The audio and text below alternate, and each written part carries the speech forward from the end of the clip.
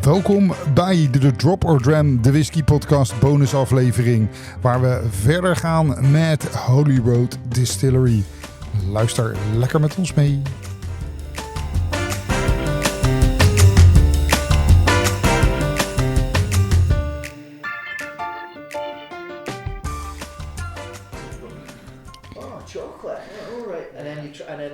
En we zijn nog even terug bij Holyrood Distillery, want ik zit hier in Edinburgh. En je hoorde hem op de achtergrond, want Callum zit nog steeds naast me.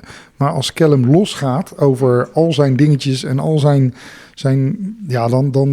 dan gaat hij ook echt los. Want hij heeft ook bij brouwerijen gewerkt, dus hij weet van alles. En we wilden gewoon even wat dieper in gaan. Ja, Callum, I was just... For our listeners in Dutch, as you're talking, you hear Callum talking because if we're talking geeky stuff, then there you go. And you worked at breweries, you worked at Krabby's, at the distillery. You've been all over the place. You've even started here as senior distiller at the distillery. You're a distillery manager now, and I saw a beautiful picture on the wall with all the crew down there with characters, and on top of it was Callum with a crown. So there's no better man to sit down at the table and talk about things anyway. During my small tour here at the distillery, we were talking about that casks are important. Of course, they're so flavorsome, but flavor is key here at Holyrood Distillery, and it's so more that you also dare to experiment and given the chance to experiment as well. And I saw the list of yeast you were using, and in one of our previous episodes we were talking about yeast, and that was probably in Ireland where they use different yeast at Teeling distilleries. But well, the list you used, that's amazing. How many different yeast did you use in the first place? That's a very good question. I think I've lost count now, if I'm totally honest. But last I checked, we're above 25 different strains. I think that's increased substantially since then. But yeah, it's a great thing of that.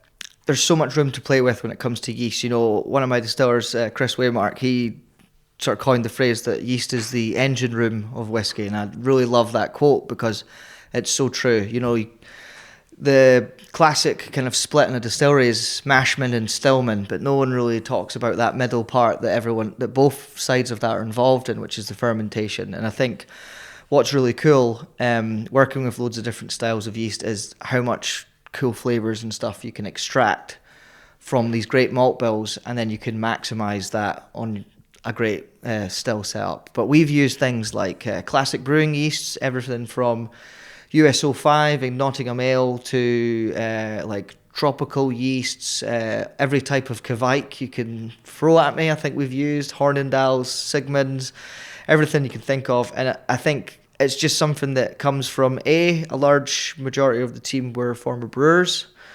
So we do have that background in working with some of these cool styles, but also that pursuit of cool flavor. And yeast can bring so much different things. And we've also used things like rum yeast, wine yeast, and all kinds of specialty stuff as well. Sake, tequila yeast.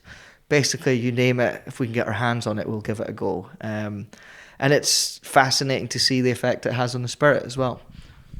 Yeah, I must say, one special yeast that was on the board, and that's the Black Death yeast, the baker's yeast. That was very intriguing. Talking about yeast, and you have to tell me more about the baker's yeast, the Black Death. Really, really intriguing. But we're always so focused on the casks, and we know it's a lot of part of the flavoring. You are more focused on the different yeast strengths, and you have the ability to distill more styles because your purifier. Your long stills, but working them hard. So you've got some... But in the first place, it starts out with fermentation and the yeast strengths itself. So that's interesting because we didn't 10 years ago, we didn't think about that. So does it has a huge influence, and does it also has a huge influence on how you will distill it? Yeah, I mean, I think largely this comes from the craft beer explosion that we all had, sort of in the past sort of 10 years or so. That's really shown us how much we can extract from yeast and what that can do for us. So it seems almost like a no-brainer to bring that over into whiskey. And I think the impact is massive that we can have. Like, it's really, we obviously can do so much work with malt, and that's our sort of starting off point. But yeast is really key in terms of changing our thinking as well. The perfect example I would use to talk about why we do focus on cask, but we think about it slightly differently, is in the past, we can use things like a sherry yeast. Now, if we've already got those flavours built into the spirit that we normally rely on our cask for, all of a sudden we can think differently about what we do with that spirit when we mature it. If we've already got some of those notes and those flavours in there, then do we want to boost them, really, make that the star of the show and put it in a sherry cask, or do we want to put it in a different type? And you have a little bit of a hybrid flavour going on. You've almost, I wouldn't call it re-racking, I'd maybe call it pre-racking, would maybe be the term I would use. And you're building some of those flavours that we look for from our casks into the spirit itself, so that, again, your mindset is completely different. And your Black Death you mentioned there, that was a madcap idea by our former distillery manager, which was a great one. And it was a baking yeast that dated back to the time of the Black Death plague that took place in London. Like I say, we love a good story, so we thought, well, let's give it a go. And yeah, it's a great experiment to do, and you learn so much from the things that maybe don't go right as much as the stuff that goes right as well. And I think that's part of the fun that we have here. Yeah, and talking about the yeast, it's a different approach. You're working with the yeast in the first place and see what comes out from the wash stills, from the wash itself. Sorry, not the wash stills, but from the wash. And then distilling it, and then maybe even tweak about that. And then after that, into the casks. And you were also discussing about the casks, because, okay, we can't do without maturing without the casks, and wood maturation is absolutely so important to everything. You told me very interesting stories. Okay, I tasted the Arrival, very classic, used in PX, Oloroso rum casks. I just had the taste of your very exclusive, and I'm very, very happy to say the flagship number 2, and I can't say his name because otherwise they're gonna kill me and this won't be aired. But very lovely. Can I the tasting notes? Yeah. Like you said, a gateway to peat, and then people go, oh, it's slightly peated. No, it's even less than slightly peated. There is a hint of smokiness in there. There's the caramel in there. It's so subtle. It's like I told you, it's like you had your barbecue, you had your bonfire, but after that it's getting cold. You go inside and still you've got that smokiness into your clothes and somewhere in the back line, or you left your smoky glass for 24 hours on the kitchen. On the kitchen table, and it's still that little smell in the background that you go, oh, the twinkle in your eyes. You go, I had that last night. But talking about back to the casks, very interesting. You use virgin oaks.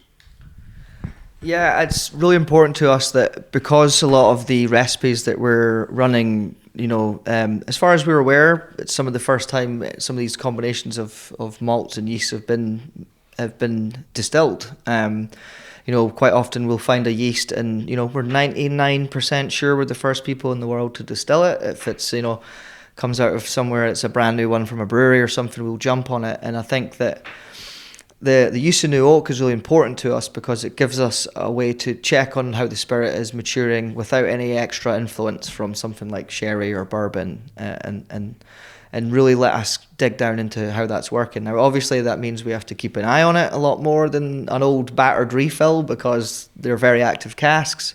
But it's important to us to give ourselves these data points to, again, come back to learn, to improve, and kind of do it better next time. And we'll often fill into 2 to 4 different types of cask from a recipe so that we can see how they mature in these different types of casks, so that, the distillery manager that's here after me in many years down the line, hopefully, not too soon, is going to be, they're going to be able to see what we did, learn from it, put their own spin on it, and again, keep adding to the story that we're trying to build at Holyrood. And that's the really important part for me. Because you're building a story. Yeah, you started out in 2019. Well, there are rules about Scotch whiskey, and you're pushing the box a little bit outwards and trying to do some funky stuff. Also with your gins, absolutely amazing gins. That's one for de mannen van smaak. We'll come back to the gins later on, because that's also, well, on the other hand, the gins, you make gin on a whiskey style, not many ingredients or anything. It's the arrow's head, the arrow's hide. Gin, and I love the name. Heavy, heavy, funk, and what was the other one? Bright. And the bright. Yeah. Very, very down to earth. And that's like the ingredients as well. 3 major ingredients. Yeah, absolutely. We wanted to bring whiskey making into the gin space. And, you know, when you make whiskey, you're working with 3 main ingredients when you start off: your water, your yeast, and your barley. So we thought, well, let's apply that thinking to gin. So we use juniper, sea salt, and beeswax. And that's the basis of all the gins that we make. And from there, we can put another whiskey spin on it. So the bright is our idea of cask strength. Funk, we're working around with fermented juniper, and the heavy, we're working with roasted juniper, you know, mimicking the specialty malts. Roasted juniper. Yeah, absolutely. You know, we got it roasted at a coffee roaster. We did break their machine and have to give them a good couple of cases of gin to say sorry. But what's great is that, much in the same way that when, you know, our maltster roasts our barley and gives it that deeper kind of character, we get that coming through as well. So it's all about taking the learning that we do and applying it to not just our whiskey, but everything that we work on. Yeah, and back to the whiskey, because this is the whiskey podcast, and the other one where we'll talk about the gin. The approach, we've been talking about so many different yeast strings, but it's also the casks, very important. But yes, like you said, working with virgin casks, so you can monitor better what the yeast strings are going to do than in the other way around. But also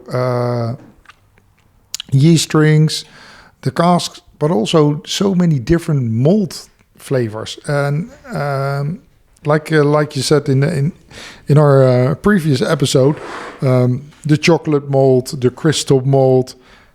Not usual. You don't stick with one type of malt, completely different malts. And yeah, absolutely. We use specialty malts like the chocolate, the crystal, you know, everything you can basically get your hands on and still call it Scotch whisky we've used. But a big part of what we do as well is we look towards heritage strains as well. So types of barley that were previously used for whisky hundreds of years ago but fell out of favour. So things like Chevalier, Maris Otter, Plumage Archer, Golden Promise, all these heritage malts that, you know, have various levels of still being used in the industry. We love to champion them, and because, you know, we're not totally beholden to yield, it's more about flavour, we can afford to use some of these strains that might not give us the yield that a modern varietal will give us, but the flavour we get is something really unique and interesting, and that's what we love digging down into. And again, talking about the fact that we're inspired by beer, there's nothing better than us going out at the weekend, we find a really cool beer, try and track down the recipe, and we come and make a whiskey out of it and on the Monday morning. And I think that's a really cool thing for us to do, is really having that cross-pollination of what's made the city of Edinburgh sort of famous, and trying to capitalise that and inspire us to kind of give it this new badge of honour, which hopefully will be its whiskey stripes as well. Can we call it a funky classic style of whiskey? Yeah, you can call it whatever you want, really. That's it. I mean, like, you know, I always say, like, our thing is kind of like look into the past to tell us what we're going to do in the future. And that's really what that gets me inspired, you know, as well as being whiskey geeks, we're a little bit of like history nerds as well. So that's a cool thing that we can do. Yeah, and the cool thing is, like you said, and Giancarlo also told us, you can make any kind of whiskey here. So you can make any type style whiskey for everybody. So there's, if you say, if there's a style that you can't please everybody. Here you can. You can make any whiskey you want. You can heavily peated, non-peated, slightly peated, gateway to peat, sherry cask, chocolate malts, yeast strings, champagne, you name it, you can do it. And you have the opportunity to do so. So very exciting times in the future. So yeah, absolutely. You know, like my dream is that we have a whiskey for everyone. Somebody can come in and find something that they walk away from our distillery and they're incredibly happy with it. And, you know, I will say quite a funny one. I recently did a tasting and somebody pointed out, they were like, I'm not getting any floral from any of these. Now, I've taken that personally, and we're now making a big mission to get some floral tasting spirit, because I feel like if we're not having something for everything, we're not doing it right as well. So, you know, but like we have, you know, we can rely on a type of yeast to give us a citrus note, or a type of malt to give us a particular sweetness. We've got the lovely tall stills to give us a fruity element. There's all these things that we can dial into to design a flavour that we want to get to. And 9 times out of 10, you never go the way you want. You'll have an idea in your head of where it's going to end up, and it'll take a right turn about halfway through and go off in another direction. But that's the fun. So for all our whiskey nerds listeners to listening to our bonus, here's the challenge. I've got Callum's email address. So if you have any type of flavor you thought, never tasted it, not for me, nobody makes it, he can make it. We'll challenge him. So we'll give him a challenge, and we'll email all the recipe funny things, and then we'll see in a few years' time what he's going to make. Well, not even in a few years' time, because they put out some great new make spirits as well. So you probably can, within a month, we know if it works or not. So very interesting stuff. Callum, again, thank you so much for showing me around at the distillery. Amazing building with the mix of great new and heritage things in the beautiful city of Edinburgh. That's got the old town and the new town, and I think that's in the distillery as well. The old town and the new town within the distillery. Funky stuff with the whiskey in there. Some beautiful gins, some beautiful rums even. So people look out for the rums as well. Whenever you're in the neighborhood and you walked up on Arthur Seat, you're looking down and you see a slight bigger building next to the police station. Go down there for a drink in the bar, even for a tour. In the summertime, great courtyard as well. Go there, but also go to your local liquor store and your off license and get some of this new make or some of the exciting stuff. It is there. It is a secret distillery. It's very small. It's new. It's funky. It's not your everyday whiskey. It's not your everyday new make. It's not your everyday spirit, but it's there. It's exciting. So good enough for a bonus. Thank you very much, because I think we're going to close down this episode and have a drink at the bar and probably talk for another few hours because... yeah, it's our geeks.